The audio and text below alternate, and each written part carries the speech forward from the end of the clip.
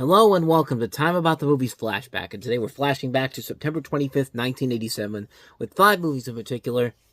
Most of them aren't memorable, except for the last film we have here, but before we get to that movie, of course, we gotta take a look at the 4 films before that, and let's start off with the highest grossing of the new releases, if you will, and that's not even saying a whole lot, because none of these were in the top 10. James Woods and Brian Dennehy starring in the neo-noir thriller, Bestseller.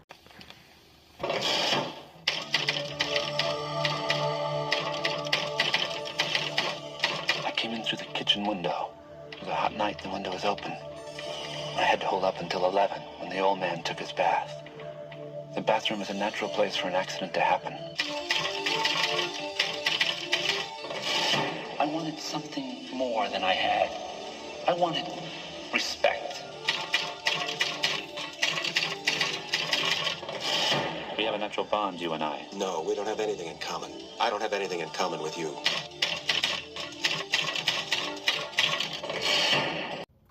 In the film, James Woods plays a career hitman who wants to turn his life story into a book written by this author, who's a veteran police officer and a best-selling author played by Brian Dennehy. And, simple concept overall here, and not a bad movie overall. You got 2 really good actors in here, James Woods, Brian Dennehy, working off each other. Script written by Larry Cohen. John Flynn directed this, who also would later direct Lock Up and Out for Justice. Not one of their better films overall, but you can get some really good performances from Woods and Dennehy, and that's more than enough to carry the load here. And yeah, both of them are really good in this film.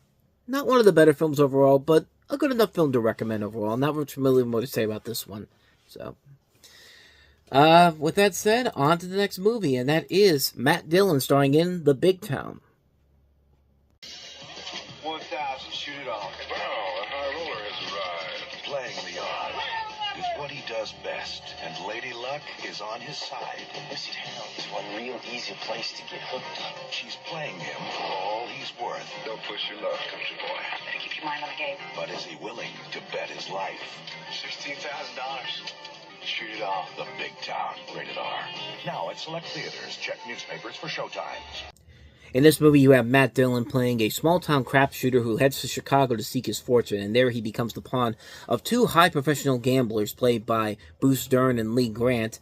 He later gets involved into a revenge scheme cooked up by Diane Lane, who's the embedded stripper wife of strip joint owner George Cole, played by Tommy Lee Jones. Before he knows what's happened, he's plotted to 2 torrid romances, one with Dane and the other with his nice girl Aggie Donaldson, played by Susie Amos.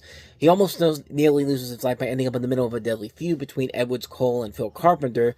Carpenter played by Tom Skerritt, Edwards, so like I said, played by Bruce Dern, and Cole, Tommy Lee Jones. The man Mr. Edwards accuses of causing him to lose his eyesight. So much goes on in this trailer alone, in this movie, and from the little bits I've seen from the film. I haven't seen the film in full, so I don't know if it's any good or not, but the reviews for it have been mostly kind of mixed. It's like 50% on Rotten Tomatoes, and from the little bit of footage I saw from it, it looks like it could be okay, but it looks like one of those style over substance movies overall, but I think carries it over because of the great performances by the leading actors. And like I said, I've only seen like little bits and pieces of this movie. I haven't seen it in full, but from the little bits I've seen from it, looks like it has some promise to it, but it's not enough for me to make me want to see the movie overall, so not much more to say about that one either. These are going to be really quick reviews, honestly, because I haven't really seen much of these movies in general, but such as our next movie here, Abel Ferrara's film, China Girl.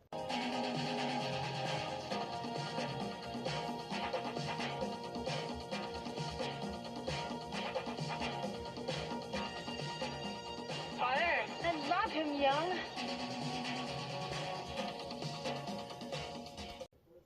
So China Girl is a contemporary take on the tale of Romeo and Juliet set in 1980s Manhattan, revolving around the intimate relationships developing between Tony, played by Richard Panabianco, and who's a teenage boy from Little Italy, and a teenage girl from Chinatown, played by Sari Chang. Both of the older brothers are engaged in a heated gang war against each other, so it's pretty much also a West Side Story. Which is also pretty much an adaptation of Romeo and Juliet. So this is like a much more mature version of West Side Story when you really look at it. And Yeah, it's overall from the little bits I've seen from it. It looked okay. I mean, it is Abel Ferrara. Abel Ferrara has made some pretty good movies. Bad Lieutenant, I think, is a cinematic masterpiece in general. As far as everything else, though, it's been kind of hit and miss. Dangerous Game was not that great. Not Body Snatchers had some interesting moments in there that made it almost somewhat enjoyable, but this was one of his earlier movies, written by Nicholas St. John. Also includes David Caruso and James Hong in the cast. Like I said, haven't seen this one in full, but from the little bits I've seen from it, from the things I've heard about it, might be one I might actually want to check out one day. But nothing I'm going to rush out to see right away overall. So, with that said, let us move on to the next movie we have here, and that is Real Men. Nick Pirandello, CIA agent. I think I went into the CIA because most other employers have rules against bringing automatic weapons to work.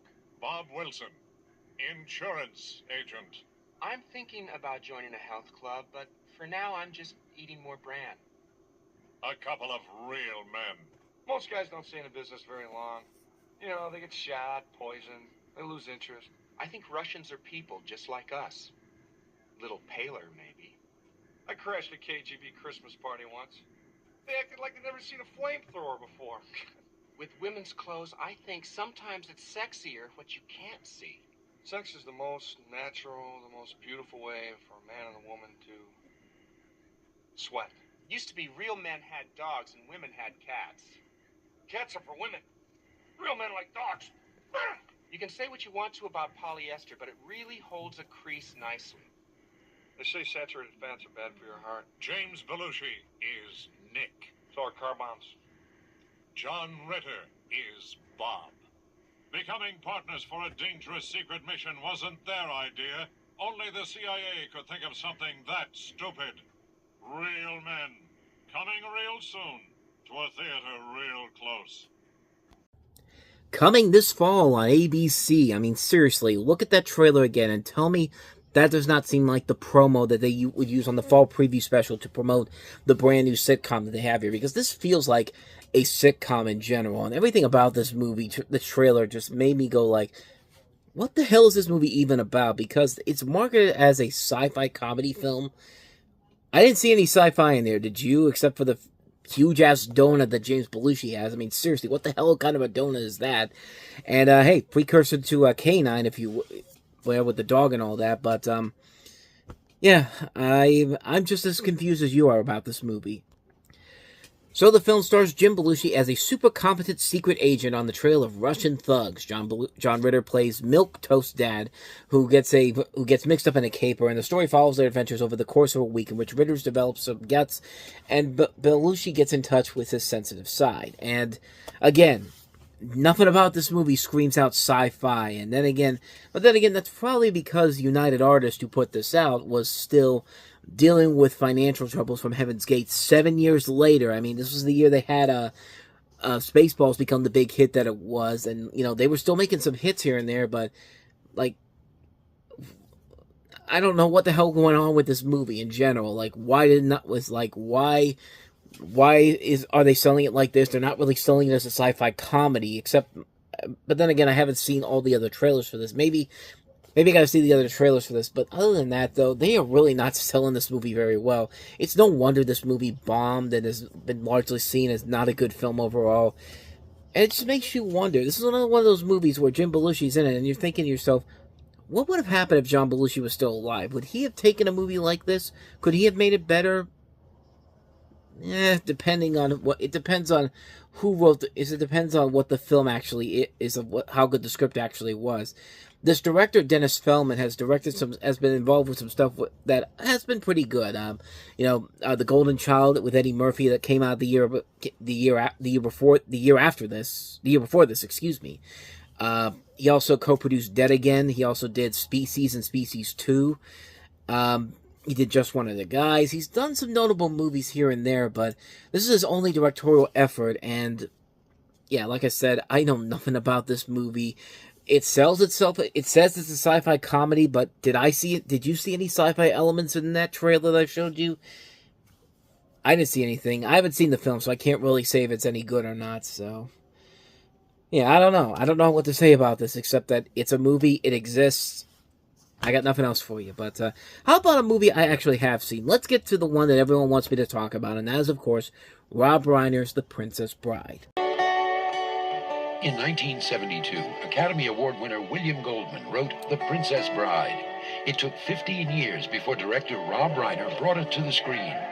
Now critics and audiences agree it was worth the wait. Joel Siegel says The Princess Bride is thrilling, exciting, very funny, and absolute magic. Don't miss it.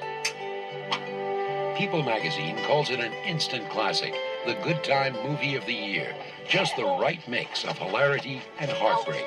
The entire cast is superb, but the funniest is Billy Crystal. Bill Harris says The Princess Bride is one of the best movies of the year, an absolute gem.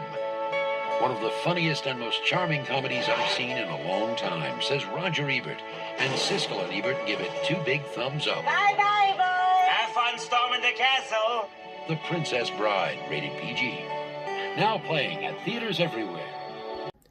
So based off the book of the same name, written by the same writer of this, you have a story about a swashbuckling farmhand named Wesley, played by Carrie Elways, accompanied by companions befriended along the way, and must rescue his true love, Princess Buttercup, played by Robin Wright, from the odious Prince Humperdinck, played by Chris Sarandon. The film preserves the novel's metafictional narrative style from the book, and is read by the grandfather, played by Peter Falk, to his sick grandson, played by pre-Wonder Years Fred Savage. And really, there's not much more you can really say about this movie. It's the movie that is considered probably one of Rob Reiner's greatest works of art. I mean, this is probably one of his best overall films, maybe his best film overall, but man, what a great movie it is. It's a really funny comedy. It's set in a period. It's a period piece featuring a ton of great performances all across the board. I mean, Billy Crystal and Carol Kane, they're only in the movie for a little bit, but man, they make their presence well known. I mean, Billy Crystal's line in the movie, "Have fun storming the castle," like that's one of those lines that's just, it's so etched in your memory the first time you hear it. And of course, you got Wallace Shawn in here, who has a great role in here, inconceivable, if you will. The late great Andre the Giant has a really fun role in here. The movie knows what it is. It's a movie that knows how ridiculous it is, how much it has. Is how fun it can be overall. It's a softly put together film, in a good way though. It's a really, I don't even know what I'm trying to say here. Just like, the movie's great. That's what I'm trying to say here. The movie really is an impressive feat all across the board. It's very funny. It's very creative. It's very enjoyable. Has a lot of great memorable lines. Of course, Mandy Patinkin, the character, Inigo Montoya. "My name is Inigo Montoya. You killed my father. Prepare to die." Like, just classic lines all across the board in this movie. What more do I really need to add to this film that hasn't already been said already? It's a masterpiece. It's probably Rob Reiner's greatest film overall, from a director who's made a ton of great movies, especially during this time of his directing career. It's The Princess Bride, man. If you're not into the movie, you really need to get into this movie, because it is really as good as everyone lets on. It's a really funny movie. It's an incredible film. I love it, man. The Princess Bride, cinematic masterpiece. One of Rob Reiner's best films, if not his best film. And so with all of that said, we wrap up another edition of Time About the Movies Flashback. We'll flash back to the 18th of September 1987 with 8 movies to look at, including the big breakout hit of the year, Michael Douglas and Glenn Close starring in Fatal Attraction, the comedy The Pickup Artist, the original Hellraiser, another movie with James Belushi in it, The Principal, the Kentucky Fried Movie-esque movie, the Amazon Women on the Moon, which is criminally underrated in my personal opinion, Maurice, In the Mood, and Orphans.